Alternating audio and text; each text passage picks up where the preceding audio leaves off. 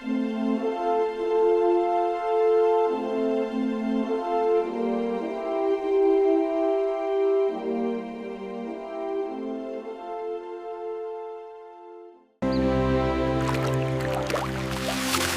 at this big splash! Splash!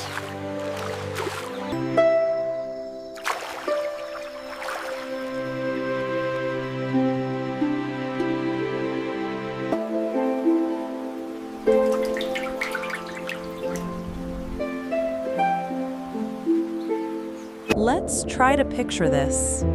In the past, for many of us, water was something very beautiful and very gentle. It was the river where kids jumped in to swim on hot summer afternoons. It was the pond in front of the house where you only needed to lean over to see the reflection of the moon and the stars. It was the first rain of the season, caught in a metal basin, cold and crystal clear, safe to drink. But now, in so many places, water has changed color, changed smell, and changed the way people feel about it. The river we grew up with is now black. The surface is covered with white foam, yellow foam, and floating trash. Parents don't dare let their children swim there. Fish and shrimp are disappearing, and the stench is so strong, it's hard to breathe. The sad truth is, this didn't just naturally happen. It is the result of countless ordinary things that we, humans, do every single day. In the morning, we wake up, turn on the lights, turn on the water pump, open the tap, and let water gush out. We wash our faces, brush our teeth, shower, wash clothes, do the dishes. All those streams of soapy water, oil and grease, cleaning chemicals, flow through pipes, through drains, into ditches and canals, and finally end up in rivers and the sea.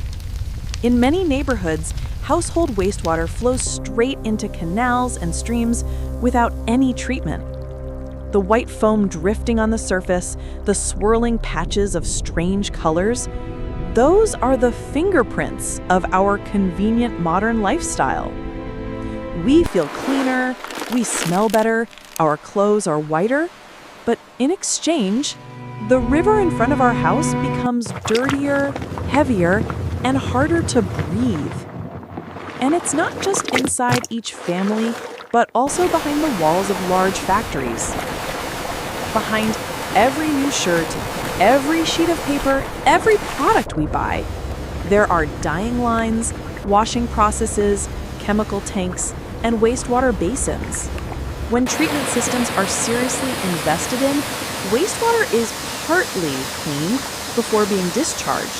But when people choose the easier, cheaper, more profitable way, hidden pipes and secret drains send dyes, heavy metals, and toxic chemicals straight into rivers, lakes, and canals. The water may look clear again after a rainfall, but the toxins do not disappear. They sink to the bottom, seep into mud, into soil, into groundwater, then move into fish and shrimp, into rice and vegetables, and eventually into our own bodies. Out there in the fields and farms, another stream of pollution is flowing into our water, one that many people don't notice. To get lush green vegetables, beautiful fruits, and high-yield harvests, we use huge amounts of chemical fertilizers, pesticides, herbicides, and growth stimulants. Part of that is absorbed by the plants. The rest stays on the soil surface, clings to leaves, or lies within the soil. Just one big rainfall is enough to wash all those leftovers into irrigation ditches and small streams to be carried into rivers and lakes. When too much chemical fertilizer flows into the water, algae blooms. It spreads across the surface like a green blanket, blocking out sunlight and sucking up oxygen. Fish and shrimp don't have enough oxygen to breathe and die by the thousands floating along the river. That heartbreaking scene isn't far away or hypothetical. It is already happening in many places around the world. And then there is trash. The thing we throw away to get rid of, while the earth has to keep it for a very long time. Every plastic bag we take at the market, every plastic cup, straw, and foam food box, every bottle, every wrapper. If we don't sort it, don't treat it, and don't have a good collection system, trash gets blown into drains, washed by rainwater into canals. In some places, garbage is dumped directly onto riverbanks, stream banks, and beaches for convenience. Garbage dumps rise up next to rivers like man-made hills. Each rainfall washes part of them away, breaking them down into tiny plastic fragments that are almost invisible to the human eye, but underwater creatures feel them very clearly. A fish may swallow a plastic bag thinking it's a jellyfish. A turtle can get stuck forever in the plastic ring from a bottle cap. It's the freshest we have. A seabird can die because its stomach is full of plastic. And all of that starts with one tiny human decision: throw it into the water or find another way. We may think we're only polluting a small canal in front of our house, but water doesn't stay still. Water flows. Water connects everything. That dirty stream at the source may travel dozens, even hundreds of kilometers. It carries trash, chemicals, and bacteria into tributaries, reservoirs, and eventually out to sea. And so people living far away from the dumping site, far away from where the trash was thrown, still have to drink, to eat, and to live with that contaminated water. Water pollution doesn't just kill fish and shrimp, but it also comes back to knock on our own doors, even when we think we're safe with bottled water and home filters. Vegetables grown with polluted water, livestock drinking from dirty ponds, seafood caught in coastal areas full of wastewater, all of that gradually appears on our dining table. And the communities that suffer the most are often the ones who contribute the least to pollution. They are fishing villages at river mouths, shanty neighborhoods along black, stagnant canals, families who can't afford clean water, people with no money for bottled water or filters, and no voice loud enough to protest factories dumping waste. But weak. We're almost That's there. why water pollution is not just an environmental issue. It's a question of justice, of conscience, of how we treat one another as human beings. But if the causes start from what people do, then hope also starts with what people can choose to do differently. None of us can magically turn a black river clear overnight, but every one of us can help make water a little less dirty starting today. We can begin with very small actions.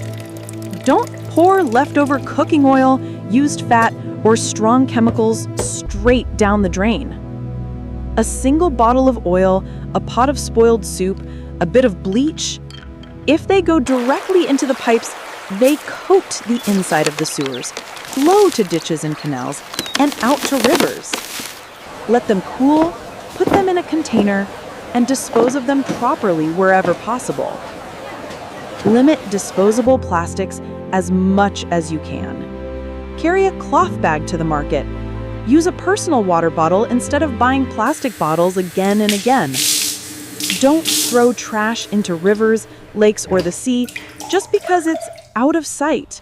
Wow, Because look how much that we've is how we collected already. blind the eyes Yeah, of nature we're making a real itself. difference out here. Keep it up.